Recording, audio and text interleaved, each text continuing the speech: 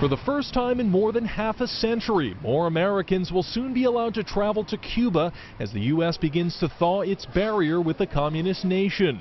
Waiting in the wings, a tourism industry that's already seen a major influx of interest from the American public. There was 100,000 Americans on these types of trips last year, and I think that number will grow to 200,000, 300,000, 400,000 by the end of this year. Colin Laverty of Cuba Educational Travel says his business has tripled over the past 3 weeks compared to last year. Most U.S. travelers will be required to go on supervised group trips. Here at the Miami International Airport, passengers board charter flights to see family in Cuba.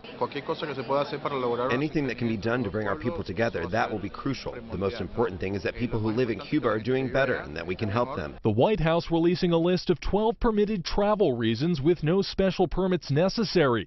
But traveling to strictly sightsee or sit on the beach is still not permitted.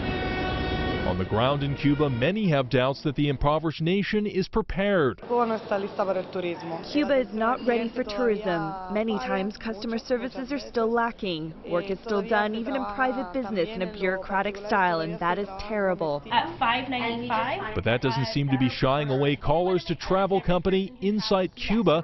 The New York agency says it will book double the number of trips to Cuba in 2015. You know, when you're told you can't do something, you want to do it more. And we've been told for generations that traveling to Cuba is off limits. Well, that all changed, so come to Cuba. Long a forbidden fruit, many Americans' dreams of traveling to Cuba are becoming a closer reality. Robert Bumstead, Associated Press.